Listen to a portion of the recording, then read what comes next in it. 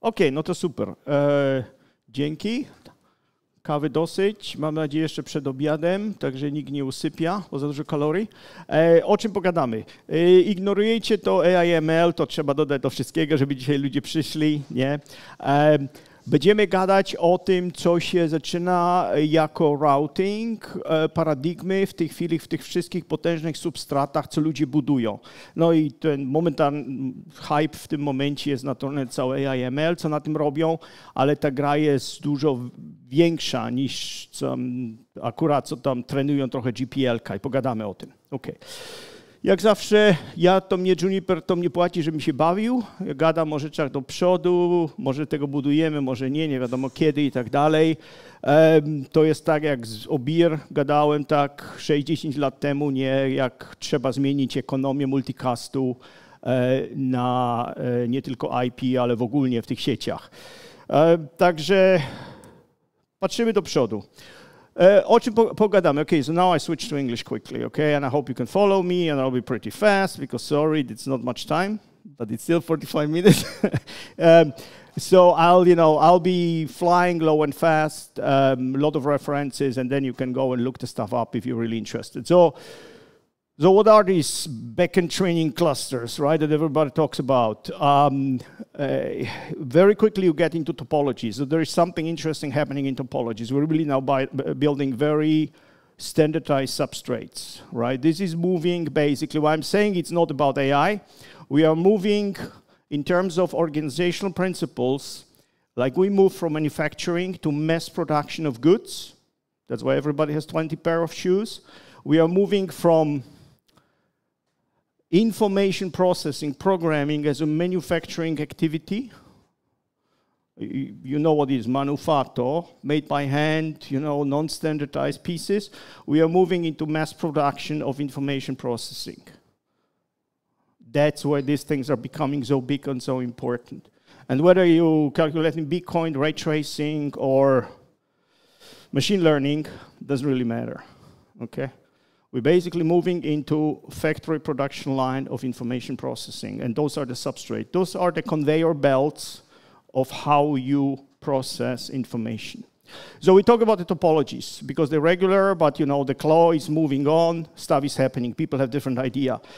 Then the prevalent technology today is InfiniBand, right? And because it's dominated by one vendor doesn't mean it's bad. It just means they were strategically very, very smart and maybe fortunate. We talk, of course, Ethernet, IP coming in, same thing by now, right? It's the concrete, it's the dirt that you pour for everything in networking now. We talk why stuff moves to RDMA from message processing and what it causes for networking. We talk about RoCEv2 because this will be the technology that will hit you if you deal with this kind of stuff very, very quickly. And then we talk about, okay, how do you do routing? Because routing is what I built my career on. That's the only interesting problem in networking. Let's not dismiss timing and everything, but routing comes to the fore. The moment the stuff gets very big, very distributed, dynamic routing just kicks in. So we talk about a couple of different approaches, and maybe I find time to talk about an even more interesting stuff, because the network itself can become part of the substrate, right? It doesn't only have to be the GPUs, TPUs, whatever. When you carry the information through the network, you can do interesting stuff with it, right? And we maybe also talk about stuff like multicast to improve the behavior of these substrates. So what's backend training cluster? Of course, there is a front end, right? So the front end is nobody's excited about, because that's how you administer these switches, how you get the data into those things and so on, and nobody cares about the stuff. The big stuff today is the back end, right? Because that's where this enormous amount of machinery hangs behind, and this has a huge influence on the most important metric today, right? Because money is no object for the moment. It's the job completion time, JCT. That's how everybody measures. And that's why random network stripped together is not good enough for those people. That's why people do different smart things. So that's the backend. That's basically the stuff that is just there to shove through all this RDMA or message processing or whatever these distributed algorithms need. And it's highly optimized to make sure that the completion happens as fast as possible. So job completion time. And for all practical purposes, all this stuff that you run on is basically this. There's just two problems. There's a distributed linear algebra, you know, no matter what these neural guys think it is, and prime factorization. And since Bitcoin is of no interest anymore, right? Last year's talk. Now it's a distributed linear algebra. So that's basically what you do. And actually, a very smart Yannick's architect said, the Russian mathematician said, everything at the end is just distributed linear algebra. So that's what you're doing. So originally, it was all MapReduce, if you remember, messaging, right, which is much harder to program, much more efficient. Now everything went to RDMA, remote distributed memory access, which means you just map memory from one piece into the next.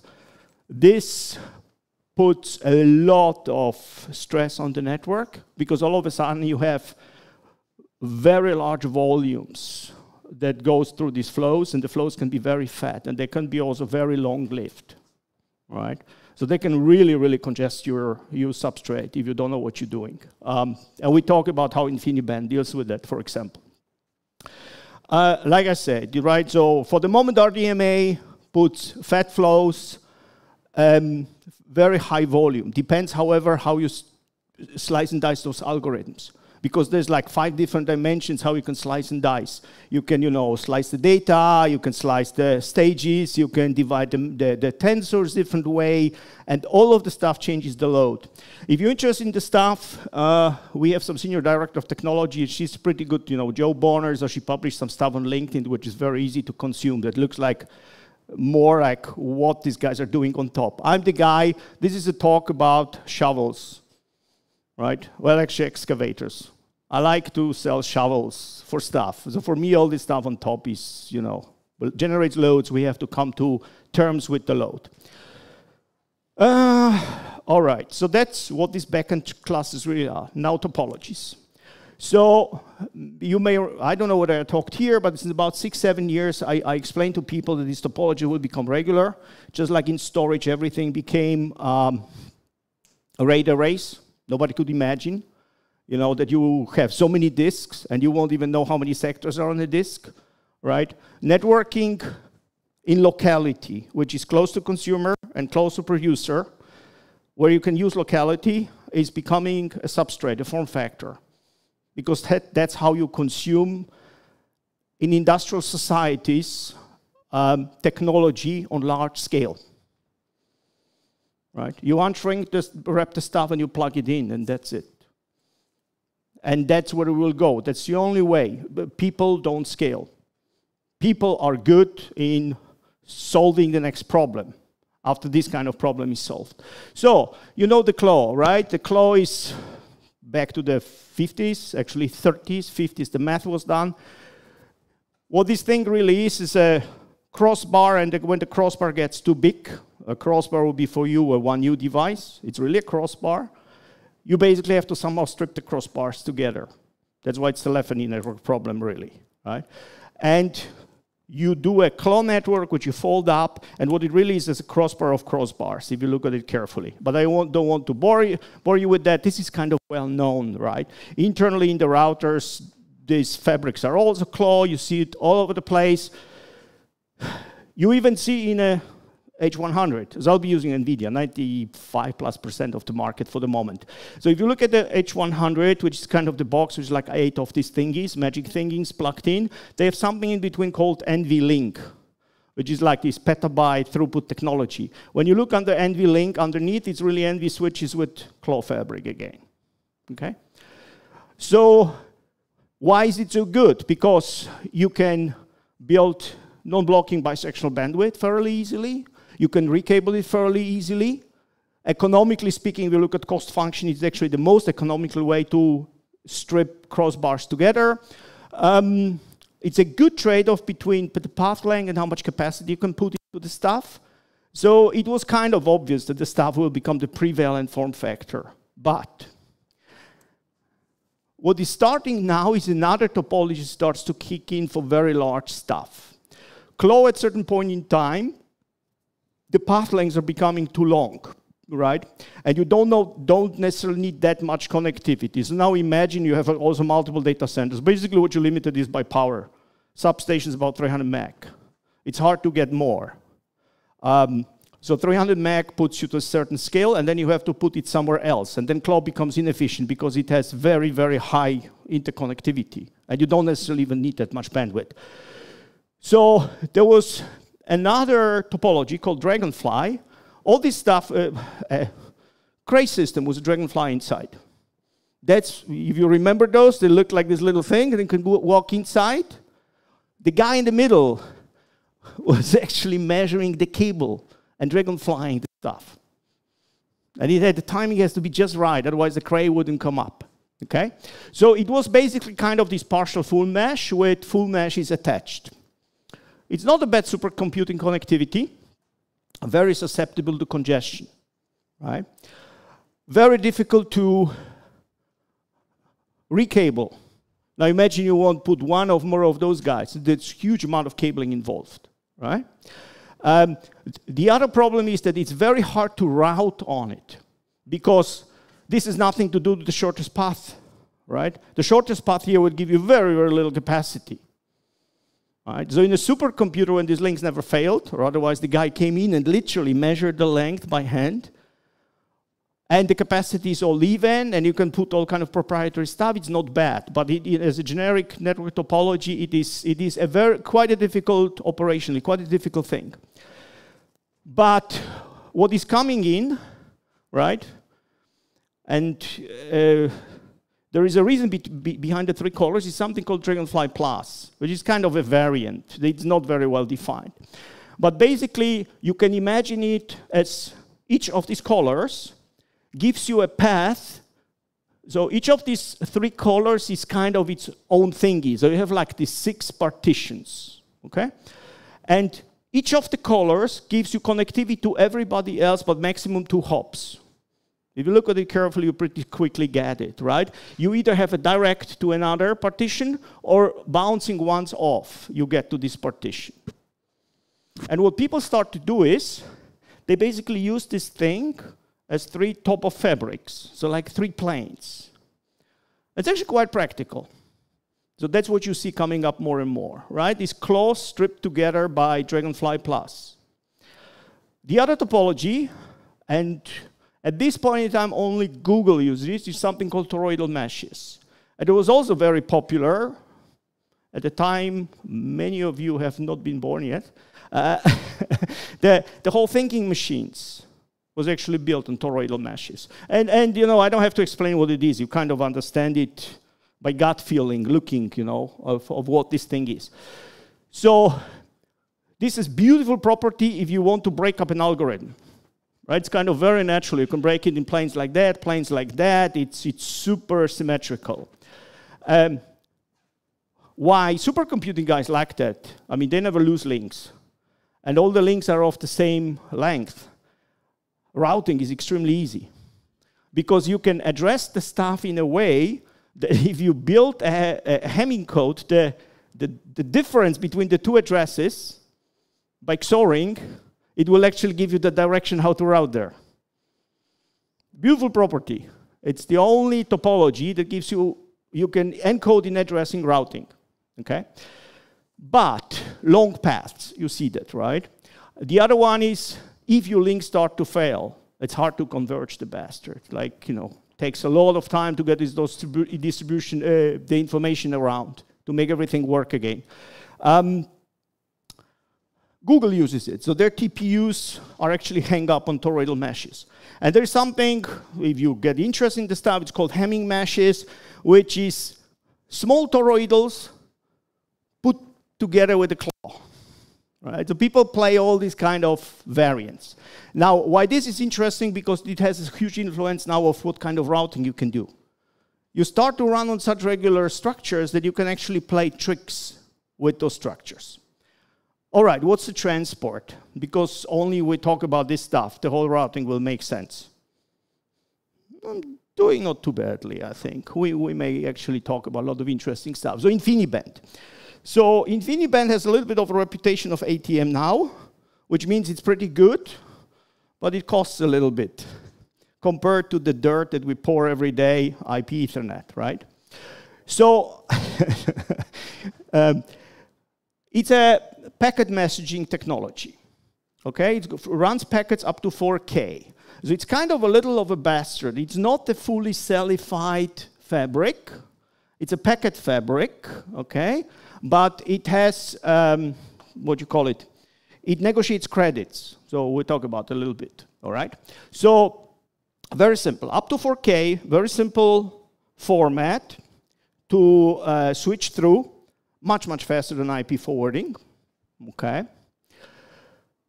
Where they're falling behind is because it's kind of this like ATM forums, like only 4 or 5 guys, you have to pay for standards. They write actually specs that you can implement an interop, not IETF RFCs, which are, well, let's not go there. So it moves much slower, especially on speeds. And I think the fastest links you can get now are about 40 gig. Somebody corrects me if they remember. I think 40 gig is the max InfiniBand you can get. Whereas we, of course, 400 gig Ether. So, no, IP here has a big jump on speed. Does not mean that these guys cannot get there, but that's the picture for the moment. What is interesting with InfiniBand fabric is that it's credit-based. So you can't just fire off stuff randomly into the fabric. You have to tell this thing how much capacity you need from where to where, okay? And because it's not the, if you remember, open flow kind of thingy, it maps it into priorities, 15 priorities. So the switches have priorities to understand which goes on which priority. They don't necessarily understand the flow, but they know which priority. And that gives you, of course, a much, much better behavior than Ethernet or IP in its naive form, where everybody just shoots stuff off, plus more stuff. So basically, the adapters have to signal what is called Q-pair. So they have to agree on both sides. There's a signaling involved. But it's not signaling like RSVP because the whole solution is centralized. So it's very far from IP in a sense, okay? It has a pretty good congestion management, and we talk about why you go like, oh yeah, it's credit-based, you don't need congestion management. Unless you build a proper cellified, credit-based fabric, you will always have congestion. So for example, Juniper backplanes are cellified, and they are completely strict credit-based, so we don't have congestion. No, you don't need to push back. And once you start to think about the stuff, you very quickly get into old stuff like head-on blocking on, fabrics and so on and so on. That's where they kind of blow is that they only allow 48K addresses. That's also why they're so fast at switching, right? It's a relatively small address, and a big part of that is reserved for multicast range. There's only 48K devices. Now you go like, that's a lot. Fabrics over 100K GPUs have been built today. 380,000 devices are in attack. And to give you an idea where it could go, what is the startup in California? Cognizant, the guys that basically put on a wafer an NI chip. So you have 1 million cores for sparse tensor multiplication. Okay. 4 trillion transistors. 1 million cores. Copper plate like that on top, copper plate on that like bottom. Fluid cooled, I think, like 40 kilowatts. So now imagine that in a rack you can stick 2 million of those things. All right. So only 48K addressing. The whole management happens through a centralized instant. So it's fully centralized, kind of like control-based. The management can be out of band or in band. We'll talk why that is, of importance. But one of the biggest things is that the IBRDMA has a very good API. It's not socket-based APIs. Originally, people were writing messaging over socket and so on. This works completely differently. They called InfiniBand verbs. Completely different semantics. It doesn't look like socket at all. Basically, you map memory between things and you just write into memory. I have no idea what happens otherwise. And this is significantly faster than sockets, about 4x faster, no matter how well you implement it. And then, of course, the whole CUDA on top, right? And that's why InfiniBand. Now, what is RoCEv2? Because that's what will hit you when you start to build this fabric. You go, oh, let's do it in IP, because IP cheaper, IP like, IP, you know, only 2 letters acronym. Basically what they did is, so the first RoCE is InfiniBand frame in Ether. RoCEv2 is this thing just stuck into UDP. So what you see is really UDP, okay, with some magic inside. Cannot fragment, right? Here already you see the first problem, right? These guys run 4K MTU. Now try to build fabric which is more than 1500 MTU. That's already not trivial in IP, right? Yes, theoretically you can build 9K, but now think about the blocking probabilities if you don't have any prioritization once you start to write, you know, run 9K MTU and so on and so on. They match it on the toss bits, the InfiniBand priorities. So you have this 15 matched down to 7, so that's not bad. But now how much of really, you know, Ethernet cheap gear really supports the toss thing properly, right? Not much. Congestion control, it basically just does ECN, AD2, 1 QBB, and I will not even go in there because then I need 3 hours, right? No subnet manager support. So the subnet manager is actually what manages the whole InfiniBand fabric. Assign addresses, install routes for everyone, computes all the routes, reacts to topology changes. So they basically farm the whole thing out to IP, which is also an opportunity. That's why I talk at the end what the routing approaches are. And what they do with entropy, they basically just modify the UDP source. And that's, of course, not much of an entropy. And InfiniBand, because I think I jumped over that, because it's credit-based, it is pretty much lossless, and it doesn't miss order. Okay? So normally, you cannot even load balance this UDP much. You have to keep to a single path based on the UDP source. So now you can imagine how difficult it is to saturate such a fabric properly with a lot of flows, right? Poor entropy. However, so Nickel is basically the NVIDIA library. You have all these InfiniBand verbs. Everybody uses that to drive the NVIDIA RDMA. Nickel has some extensions now, so misordering is allowed. This will all become important once I start to talk what are the practical things you can do in routing. Now good. So what can we do in routing, right, with all this whole thing? Can we eat InfiniBand with IP, right?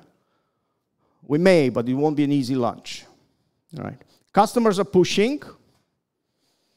Mixture between InfiniBand is perceived as proprietary, which leads to pricing power. Ta-da, right? InfiniBand is perceived as too complex. That's the usual stuff when people want IP, like IP is easy until you try to solve all the problems, right? But for the moment, there's, a good game, and InfiniBand has no dynamic routing. 40,000 devices. Sure, you can push things with controller around. Once things go to 500,000, when things get interesting, or, you know, 500 million, then we start the real game. So first thing, some principles. And they play in here, but they're kind of the laws of physics, that a lot of this distributed system synchronization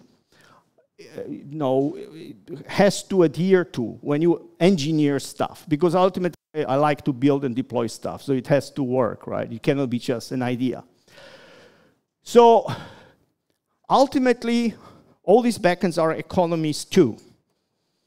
I know it's a big jump, but you can think about the stuff as economy. Capitalism versus socialism and so on. What kind of engineering solution can you approach here, and what pluses, minuses will it have?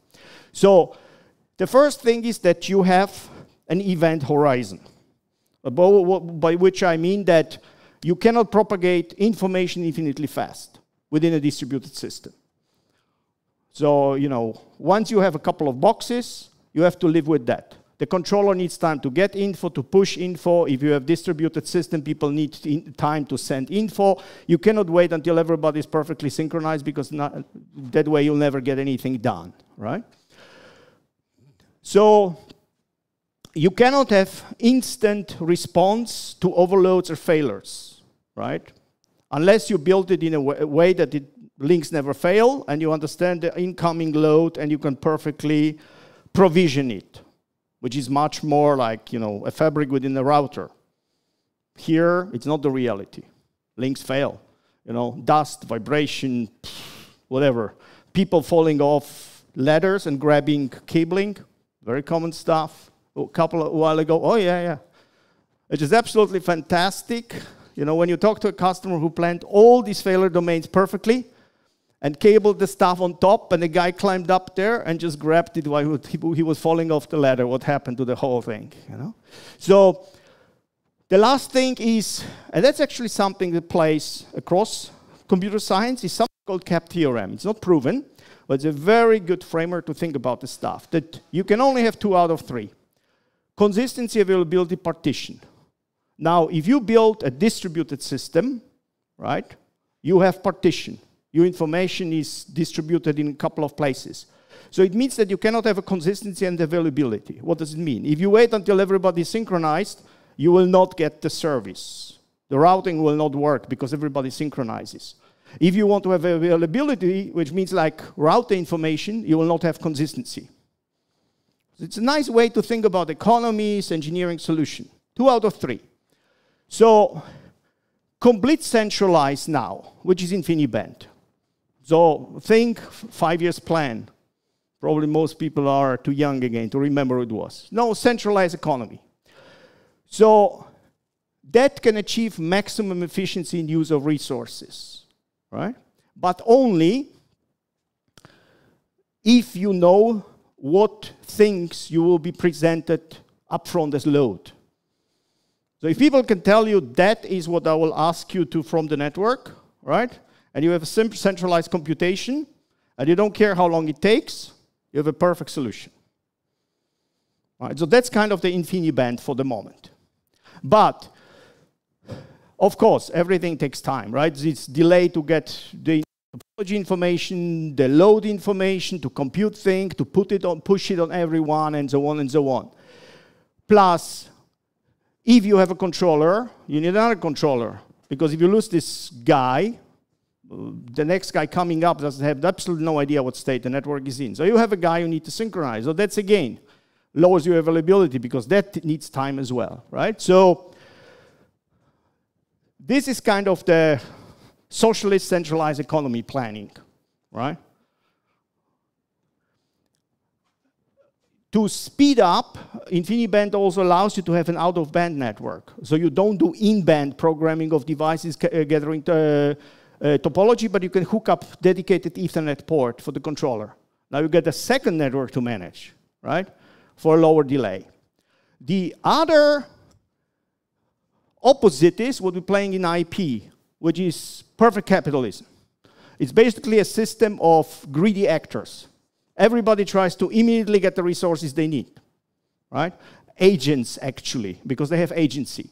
Now, this gives you maximum availability, responsiveness, and failures. Everybody tries to get immediately around the stuff. But there is something which goes back to Nash, the mathematician, game theory. It's actually super interesting.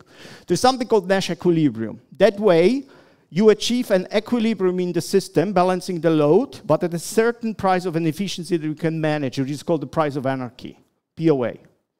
So that was Nash's big work before he went completely nuts, as most mathematicians do. I hope I don't insult any in the room. So this is like a classical an example graph, right? You have a fully centralized system, zero distribution.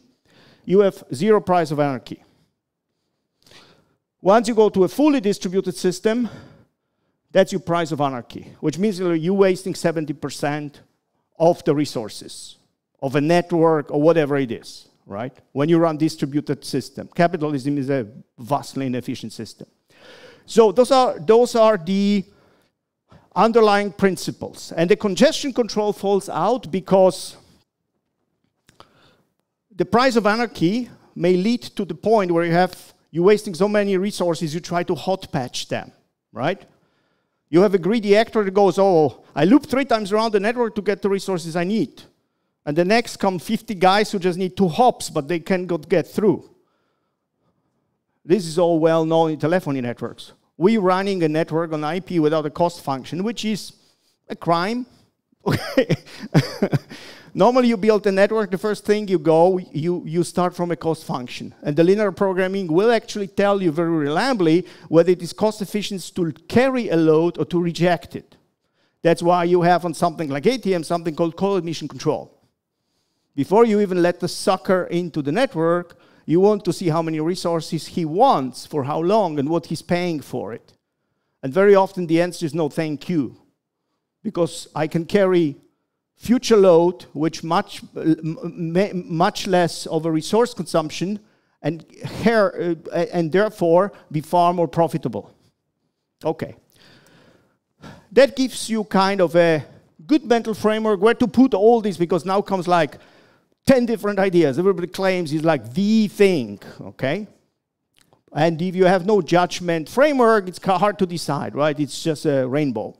So IB subnet manager, so InfiniBand. So they chose the fully centralized solution, right? So the controller periodically scans the topology, whether a link failed or anything like that, computes all the routes, sends everybody the routes, right? Installs some alternate routes, so if an immediate link fails, it can fall over on a secondary path. And the newest thing is they allowed something like adaptive routing, which means that the nodes start to broadcast themselves a little bit about link failures, because guess what? The controller takes forever to realize what happened, right? And they also started to install the capability to look at the link congestion, despite they have all these beautiful, priorities and credit-based. It's not really a cell-based, head-on blocking free fabric. So they end up having, they allow under load to put on a different path, which leads to misordering. And that's why I say they had to modify the nickel to do misordering. We actually support on our switches something to deal with the stuff. Shocker, I've wrote also some good LinkedIn article, what can you do in InfiniBand, how to hack nickels actually works much better on IP. Because otherwise, if you start to misorder without hacking nickel, then huge amount of retransmission. Basically, they send 1 gig, they realize one packet got misordered missing, send the whole 1 gig again. All right, and that, of course, puts a pretty bad crimp into your JCT, job completion time, which is the only thing people care about now. Because you see, they release the new GPL model, what do they call this OpenAI thing, every 25 minutes or something, right? Good, so now Facebook did something relatively clever, and that leads us into a good trade-off. So basically what they said, centralize, not bad, because you can IP, just as IP default route sucks, right? This thing will congest immediately, especially just doing ECMP. Now imagine on Dragonfly. They just try to go directly all the time, right? There's no alternate loading, nothing. There's barely any capacity on Dragonfly. So they said IP good because if stuff hits the fan, it reacts very quickly, it patches up very quickly, right? So we really want to distribute a solution. So they basically took this eBGP stuff that Microsoft and so on hacked, and they basically built this fabric with all the weird eBGP hacks to kind of have a default routing. But then they put a controller on top that actually knows what the load is coming into the fabric. And for that, they had to hack nickel, pretty seriously hack nickel, because now you start to move into provisioning. And they have their own job scheduler.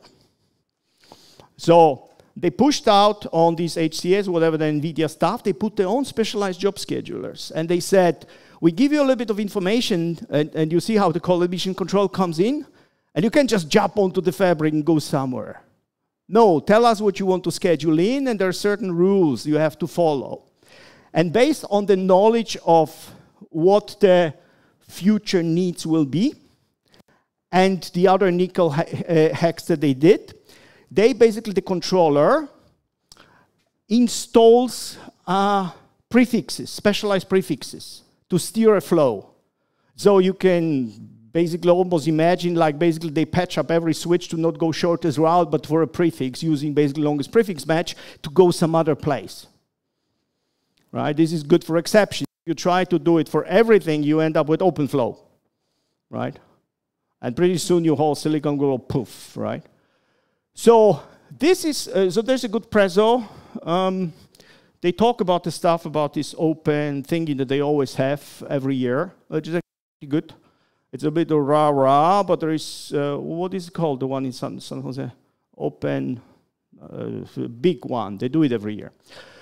So it's a good solution, right? If you can scale the controller now to the amount of all these jobs information and all this prefix installation that is needed all the time, right? You see, like as the scale, your event horizon starts to get you at a certain point in time. You do it for a very large fabric, all of a sudden just keep up from the controller side. Important is, if your controller falls, you better have the consistent state somewhere that you can reconstruct. Because otherwise you have to ask the whole fabric what's going on. Or you need a backup controller. You see, there's stuff catches you fairly quickly, or the responsiveness goes relatively quickly down, right? The moment you go, it's the cap paradigm, right? You want it consistent, partitioned, availability goes down. So, and the better you can predict the future load, the better you will do, right? Because like I said, it doesn't help you if a flow comes in and takes so many resources on the fabric that the next 10 flows don't get the resources because you laid out like a crazy path through a whole network to actually get the guy satisfied. So that's Facebook's solution they're driving right now. The fabrics, GPU stuff is not that big yet. They're actually on the smallish side. We're driving something forwards, which is some other vendors, which is another optimization point. So basically, we say, right, so we have this distributed thing which is stupid, right? Kind of, it always is very responsive and gets you there, but doesn't understand congestion, doesn't understand whether the, you know, when it sends packets a little bit farther down the road, the thing will get stuck. So we basically say, what if we just have a little bit of a view of a window on the fabric? So we are not completely stupid. And we call it the BGP next hop. Atrocious stuff, right? People like around the BGP like the BGP, so we say like, okay, we don't give you only the next hop for the prefix, but we give you the ECMP next hop after the next one. And the whole thing is relatively useless unless you understand kind of congestion level or bandwidth available, right? Which BGP cannot carry. So what you need underneath is some kind of a little flooding protocol in a small scale that will distribute the load, right? So you kind of marry those. Okay, so I understand topology in a very small window first, right? So it's not just the BGP who doesn't understand anything about topology, just blindly sends the stuff shortest path. And then underneath we have this really simple protocol that will distribute just one hop away information about congestion. And on the forwarding cable we react to that. It's still the CMP only, right? But at least we know that we're not blindly pushing the CMP thing that is completely congested afterwards, but we balance it. We wait the CMP to push it where we know the next hop has a little bit more capacity. Again, I'm showing you different engineering trade-offs and discussions and what is being thought about, right? This is not the solution today. You know, this will be the thing. And of course, you can run IGP, right? And there, you have the perfect distributed solution with a lot of greedy agents, right? Which is RSVP-TE today, if you don't run a controller. So that's kind of nothing new, right? You have traffic engineering IS, but you don't have RSVP. You don't signal on this fabric. You don't set up MPLS labels or anything like that. So here's an interesting observation. If those fabrics would go to MPLS, the cut-through switches becomes actually pretty good. IP forwarding is slow. MPLS switching is actually not far behind InfiniBand, because just swapping the label is a cheap operation. But of course, MPLS is old. Who wants MPLS? Like, you know, we have new things. But you still follow the shortest path, which you see is not optimal because you may want to have the flow somewhere or you have more resources, but it's not the shortest path. So you add to it something like FlexAlgo, which we deployed. I don't know whether you're familiar with that. So basically, you can compute constraint topology, because at the end, it's just constraint topology computation, right? I only take the part of the topology that makes sense or has resources. And that is a per prefix computation, and you get a little bit something like Facebook. But of course, it's incredibly heavy because it does it per prefix for the whole topology. And now you can imagine those scales, plus full flooding everywhere. It's nowhere close, right? I mean, the scales are not an order of magnitude. There are 3 orders of magnitudes off in terms of efficiency. So there is some stuff which is also a little bit of a byproduct of other work that fits in here. And it's something, if you run ISIS and you're interested in the stuff, that applies to OSPF as well. It doesn't matter, right? It's just, that's the stuff I'm dealing most with. There is first attempts to speed up flooding, because the flooding, as it stands in the spec, is overly goddamn slow, right? So Juniper already has some hacks already since forever, but there was a concerted effort for which an RFC comes out now, of which 20% makes perfect sense will be implemented, and 80% are researchers who, you know, got hold of the draft, right? Which can be safely ignored. And the other one is, which we also already have implemented, works extremely well, is that if you look at IGPs, they are very inefficient in flooding. And now imagine Claw. You start to generate 40 copies of the same thing all over the place. So the simple idea is, of course, that you flood only on a tree that is something called in graph theory connected dominating set, which means it touches all the nodes. Of course, it's like the first naive idea, but that's the nucleus of how you deal with this. What would be the right word? Comacity. You probably know it. In Polish, it's złośliwość rzeczy martwych. Comacity. So, you know, of the flooding. And that helps, right? So here is also like a design space, but this is, you pay a huge price of anarchy because everybody tries to push their stuff in, right? So I may have talked about it here. So like about 6-7 years, we are building or we built a specialized protocol just for regular substrates, for fabrics, right? And it's a customized protocol which scales orders of magnitudes better than whatever is possible with normal routing. Full ZTP, it is loop-free, and it's not shortest path constraint, and it's built specifically for fabric. So works for Claw, but it also works for Dragonfly Plus, including alternate paths. Because none of the stuff I talked about can actually utilize Dragonfly, because it's non-shortest path, right? So unless it installs prefix everywhere, or you do something like MPLS where you have to do signaling installed state in the switches. And there's some extension for AI/ML that are going on for that stuff. Blah, blah, blah. I show you 2 pictures, and then we kind there. So why does Rift scale so much better? Because it only floods up north. It doesn't flood back down. Because what these fabrics are, the fundamental difference that you can apply ordering principles, right? There is a sense of direction. And on Dragonfly, we play some other tricks. But those are not random networks, not random graphs. So you can start to think about, you know, partial order properties of those things. So Rift basically, everybody just sees the southbound topology. So the higher up you go in the fabric, the more you have to scale, which will put a certain limit to it. But at the bottom, you basically have no information, all right? So the guys at the top, when they go down, they have a full topology. And if they have traffic engineering metrics and so on, like I said, Rift is also loop-free because it is value-free routing, which the BGP guys start to get familiar if they deal a lot with that. So it means that every packet is guaranteed to go up, turn around once, and go down, and never change direction again, which means you can run all possible paths. All of a sudden, you're not bound by shortest path, which makes this, where do I put my flow, so much simpler, right?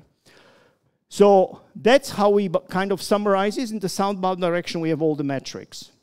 And in the opposite direction, what happens is that, so here's an interesting thing. You go like, this guy's lying. Of course I'm lying through my teeth. Nodes at the same level are being bounced off. So C has all the information for A and B, topologically speaking. And that allows the next trick. How to deal with the problem that these guys don't see this part of the fabric. The guys at the top can basically see how many resources are available for the other guys going down. And here the simple example will be that C has a very thick path to Z. I'm omitting a million things, but just give you a general idea. So A and B can actually calculate their available path to Z and C's available path to Z. And they can basically kind of like generate a prefix exception. Kind of like the Facebook stuff, but in a distributed fashion. Then they can say, look, we are kind of also in the path to this prefix, but you know what? C looks better. So treat us as inferior.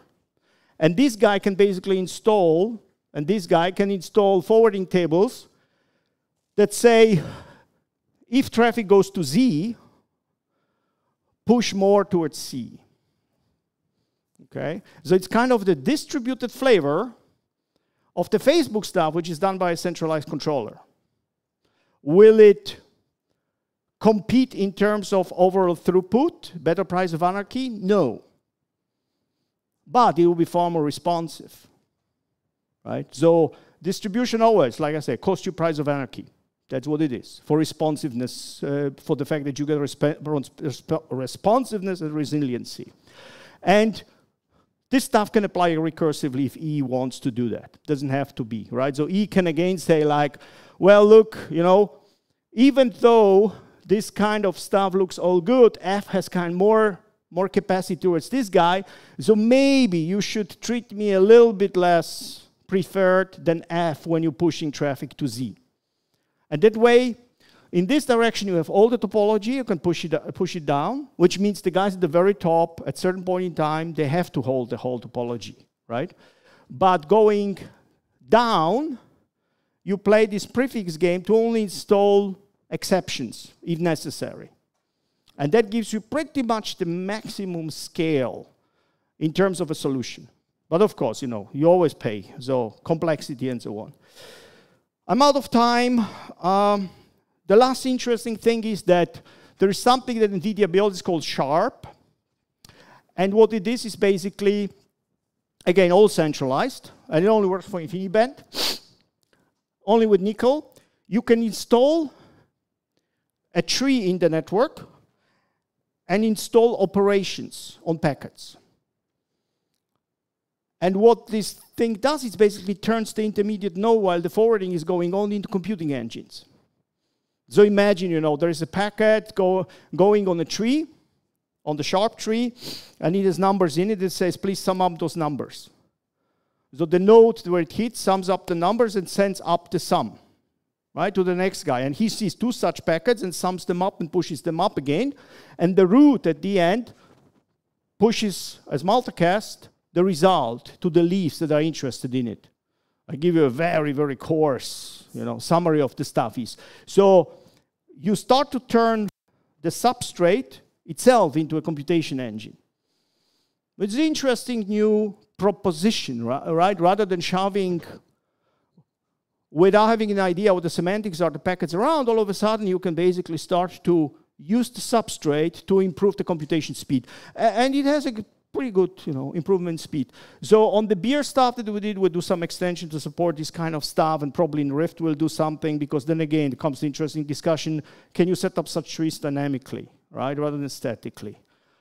So I hope I gave you like a glimpse into the future, where the battlefield is for the next 5-6 years. Yeah, hope you were entertained. I'm around for another 2 hours or so, if you have, smart questions only, smart questions. Okay. Good. Shoot.